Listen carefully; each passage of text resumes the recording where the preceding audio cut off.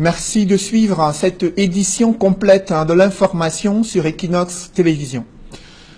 Un infanticide qui défraie la chronique et alimente les conversations depuis quelques jours.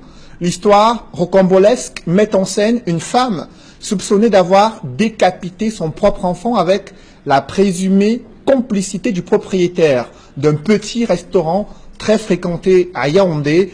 Au lendemain de l'arrestation des deux principaux suspects, des langues se délient. Les populations, riverains et clients de ce restaurant sont choqués. Pourtant, ils appréciaient bien la viande qui était servie dans ce restaurant. Aujourd'hui, au centre de cette affaire d'infanticide et de soupçons de trafic d'organes humains, c'est un reportage signé Emmanuel Diop et Marcelin Gansop.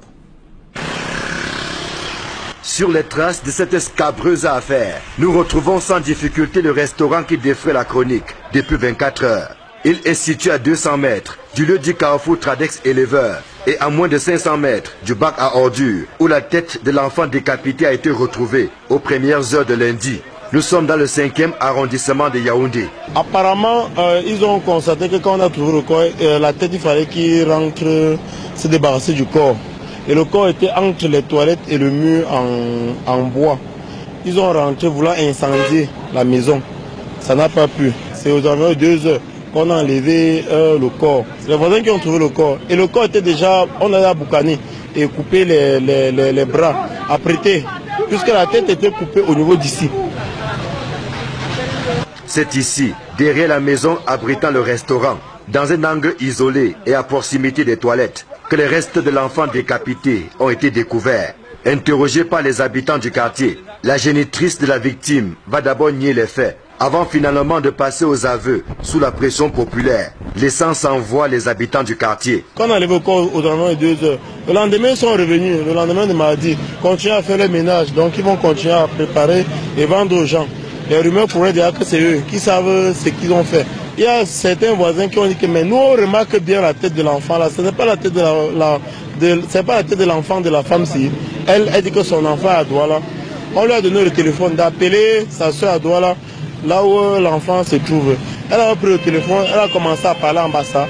Apparemment que si on demande que l'enfant est là-bas, on dit oui. Il y a certains que non, elle est en train de dire autre chose. On a arraché le téléphone, on a dit que là vous êtes en train de la supporter là, il y a une tête ici là qu'on a trouvé, ça doit être son enfant. Et donc on a commencé à crier au téléphone. C'est là où maintenant on s'est mis à commencer à la battre. On est venu ici arrêter le bienfait. Voici la présumée meurtrière, Dame Gobaya Jeanne. Elle et son patron, de nationalité nigériane, n'ont eu la vie sauve que grâce à l'intervention des forces de l'ordre. Il a fui sur le long sien. Il y a une route qui sort de l'autre côté là pour aller sortir vers River. Donc il y a les gars ici qu'on appelle les gardeurs du quartier, les free boys. C'est eux qui l'ont interpellé. Ils l'ont interpellé de l'autre côté, là ils ont commencé à le massacrer. Et puis d'autres de la population sont venus et puis ils ont demandé à ce qu'on le laisse. Quand la police est venue, on l'a estipé. Donc apparemment ils se connaissaient depuis. Ce n'est pas aujourd'hui, donc ce n'était qu'une mise en scène qui a été faite, d'après ce qu'on a vu. Le restaurant en question porte un nom qui ferait plaisir à plus d'un. Et pourtant, il est devenu la risée de tout le quartier, depuis la découverte macabre de lundi. Il y avait les soupçons en tant que c'était un corps humain, mais la qualité de la viande laissait quand même à désirer. Bon, c'est maintenant avec ce qui s'est passé, quand tu refais un feedback, tu te rends compte des gens de viande que tu mangeais. Il y avait même les gens qui venaient manger ici là, les Nyelembere, ils viennent manger ici là. On s'alignait seulement. Tu es derrière ton frère, tu dis que pardon, fini, tu me donnes le plat. Parfois les autres amènent leur plat eux-mêmes, parce que c'est vraiment sucré. Quand on mange ça, on a le goût, on revient demain. On appelle même au téléphone que c'est déjà prêt, dit que c'est prêt, on vient manger. Les derniers développements ont fait perdre l'appétit à plus d'un. Parmi les clients réguliers, Pascal Boyomo, qui venait de se lier d'amitié avec le tenancier de ce restaurant. Il est dépassé par les événements en apprenant que celui avec qui il marchait serait impliqué dans une affaire de trafic d'organes humains. Donc on se posait des questions, que comment fait-il pour avoir de profit? Parce que vous ne pouvez pas donner des gros morceaux de viande aux gens, vous donnez une boule de couscous qui est comme je sais pas, et vous remplissez une assiette de sauce, et puis ça vous dites que vous faites des profits à 500 francs, vous payez un loyer, il a 2 employés qui payent. Donc franchement, nous on se posait des questions, on se disait que c'était pour un début, mais là ça faisait il y a plus de 6 mois qu'il était là, et ça ne faisait que continuer. Et la viande viande, bon, c'est vrai qu'on n'avait jamais compris quelles étaient les parties de viande que nous mangions. Et il proposait même habituellement quand tu te retrouves du côté des Mimboman. Et là, sa soeur là-bas qui vend aussi la nourriture. Si tu es du côté là, tu veux manger, c'est la même. Il proposait, il disait que c'est la même viande, la nourriture, c'est la même qualité. Donc ça veut dire que forcément, même du côté là, il y avait aussi le même problème. De quoi donner la nausée à ceux qui ont régulièrement mangé du héros dans ces restaurants et qui n'ouvrent les yeux que maintenant devant la triste réalité. On ne prépare pas d'autre chose si ce n'est que le héros. Je crois bien qu'on mélange ça avec la peau du bœuf parce que quand tu manges ça sent la peau du bœuf. Tu crois que peut-être c'est la chair du bœuf qu'on a mis dedans. Une casserole et deux petites marmites et une marmite de piment.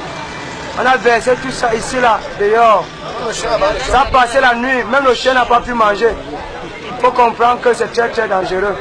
Désormais entre les mains de la division régionale de la police judiciaire, Ngobaya Jeanne et le propriétaire du restaurant attendent d'être fixés sur leur sort. Les fins limiers de la police doivent percer tous les mystères de l'histoire. Question de savoir s'il s'agit d'un acte isolé ou alors d'un vaste réseau de trafic d'organes humains dont les tentacules pourraient s'étendre dans toute la ville et même en dehors, au quartier éleveur et ses environs. Les populations qui réclament que justice soit faite ont perdu la voix après avoir perdu l'appétit. La présumée meurtrière Ngobaya Jeanne et son patron de nationalité nigériane sont entre les mains de la division régionale de la police judiciaire du centre. En attendant, c'est la stupéfaction ici au quartier éleveur. Une seule question taraude les esprits.